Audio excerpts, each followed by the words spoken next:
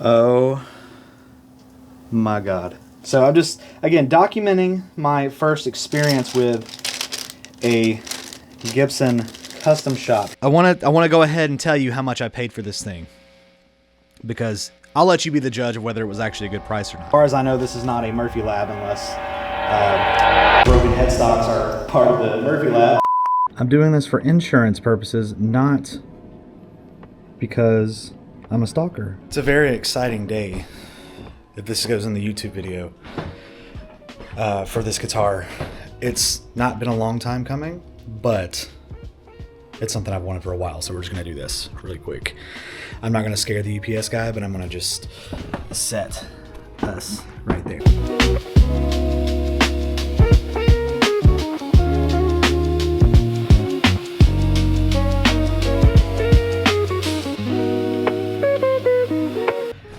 Down here to my pink room of doom. And if insurance is watching this, that's just my basement in my house, which is also insured. I don't know why this matters, but yeah, this guitar right here, this is a dream come true. I've said that about a lot of guitars before, but this one right here is a true dream come true. Let's get it open, because I cannot contain my excitement. All right, so when I say that I'm filming this part for insurance purposes, it's not really for insurance. It's because I am equally parts excited as I am nervous about this particular guitar.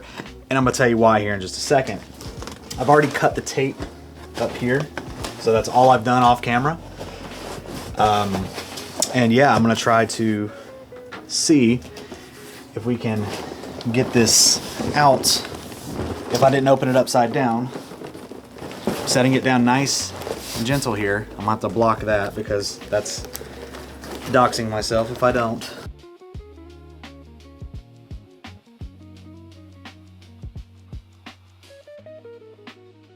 Open up the right way.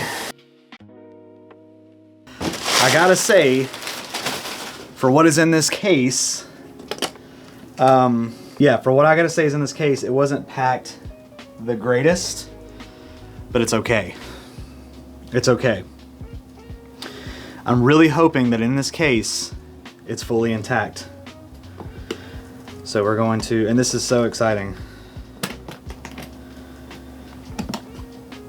Gibson aficionados will know what this is relatively just by the case. Here we go. Oh my God. Wow. I'm just letting it soak in for a minute. The smell of the case hitting me. Wow. So, oh, you know what? Oh, wait, I was gonna say, I thought I got really lucky, but I guess I didn't. Okay. So, here it is. In the flesh. Here, we'll close the case.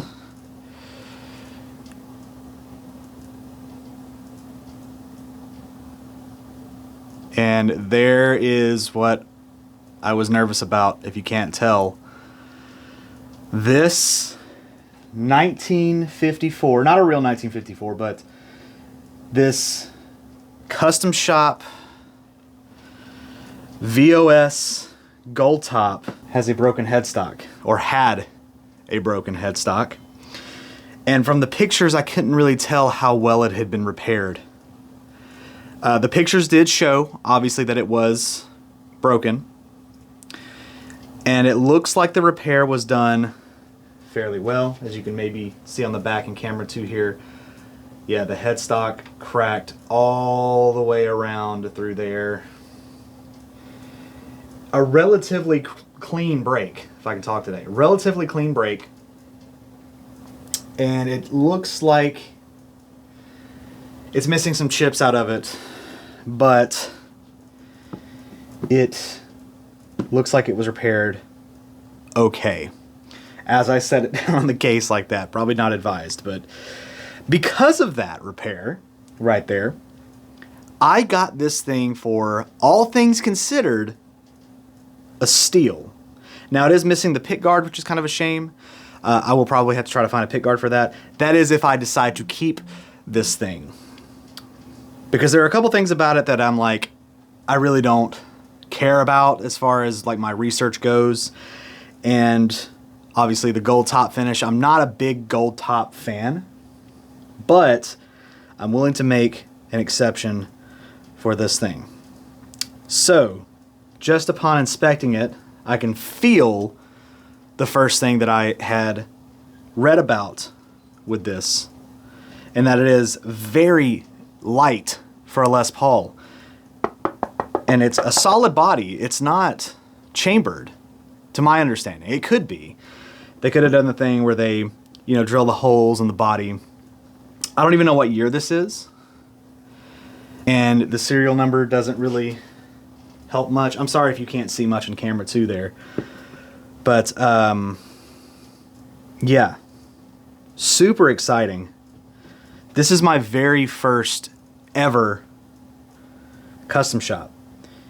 And to my knowledge, it's my very first ever playing or even holding a custom shop, as you can see right back there on the cover. Sorry, camera 2 had stopped recording, but I was just trying to show that back there if I didn't catch it already. Anyway, so yeah, let's take a look in the case. So what I was also worried about with the case was the thing about the certificate of authenticity right in the back there. So let's see if we got all the case candy. Oh yeah. Oh, and we got the pick guard. Oh, nice. We got the original pick guard in the case, folks, and it looks like the screws are there. Oh yeah. Oh, that made this so much better. Okay. Got all the original tags on it. We have the replacement cover right in there. The COA, you can see there. Look at that. I'll let you guys see it first. Yeah, so 1954 Les Paul Standard, Gibson Custom. There's the serial number. Wow. I'm trying to see if I can find a date for when this thing was made, because I have no idea when this was made. So I'm just, again, documenting my first experience with a Gibson custom shop here, because I bought this used. Like I said, maybe I said that, I don't know. But yeah, look at that, instructions in there. Looks like they're old. This is really cool. Murphy Labs stuff. As far as I know, this is not a Murphy Lab unless broken headstocks are part of the Murphy Lab, but I doubt it. I doubt it. So just some hang tag stuff, our little silica gel, and then the keys to the case are all in there as well. So obviously I'm going to put the pick guard back on the guitar, which, whatever, that'll go in there. You know how people are with Gibson guitars. They always keep everything, every bit of paper that came with the guitar in it. Oh yeah. So it was between this and then buying a real vintage 70s Les Paul, which I'm going to get the little thing to put here. I'll be right back. All right, so there we go. Now we got the rest on there, and we're going to just quickly do this. Oh yeah, there's the original screws. I'm not a big, like, oh my god, it's got to be the original screw. I'm not like that crazy about it. I wasn't even going to be crazy about the pick guard. But yeah, so let me go ahead and put the pick guard back on here, and then we'll get to playing this thing and see just how good this thing is. And then I'll talk more about how much I paid for it, because I think that's the big part of this whole ordeal here. All right, so now I've got everything moved kind of over here. I'm recording everything, and then we're just taking a closer look at probably the best new guitar day I've ever experienced in my life. So this is a Gibson Custom Shop 1954 reissued. This is not an R4, to my understanding. This is, I think, a double gold, meaning that I guess they did the top gold twice instead of doing the back. It's a natural back. Double gold VOS, which is Vintage Original Sheen, which I actually found out from doing some research on this before I got it. Now, I'm going to do a couple things here that a lot of people probably aren't going to like, but it's okay. It's okay, because this thing is not in tune. So we got to tune it, and yeah, I'm going to use a headstock tuner, folks. Why? Well, it's the only tuner I got, and I know that it works. But it'll mess up the fit. It's fine. It's okay. Plus, I just need to see this repair. Again, the repair makes me nervous. But when you put Titebond, it's stronger than wood. If you do it right. But yeah, so it looks like I got it in tune to some degree. That's the first thing that a lot of people aren't going to like about it. But I mean, it feels great. Right out of the case, box, whatever you want to call it. Feels great.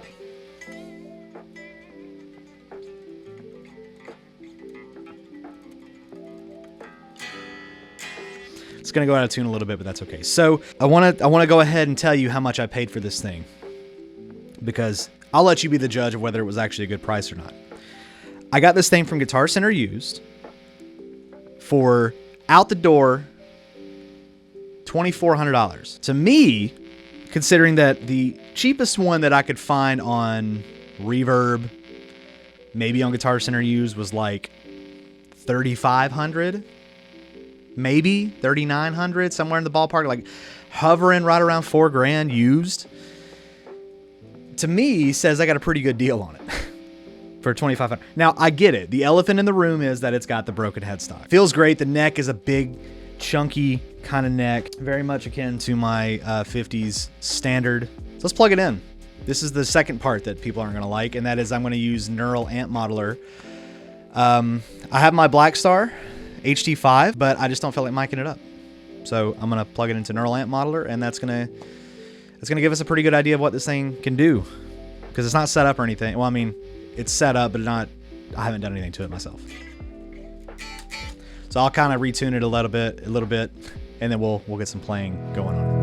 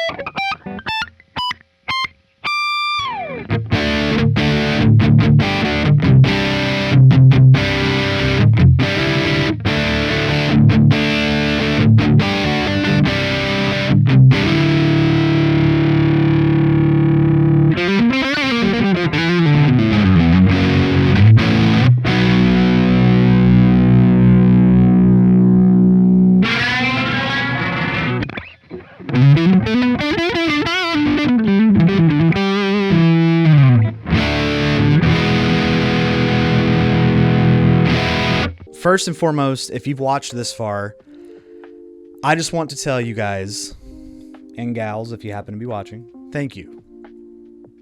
Thank you. And I genuinely mean that. I know thank you seems to be one of those words, or one of those phrases, I guess, that's like, I love you. We say it all the time, and maybe it loses its little bit of meaning. But I really sincerely hope that my thank you comes across, I was trying to think of the word, comes across as genuine as I can possibly say.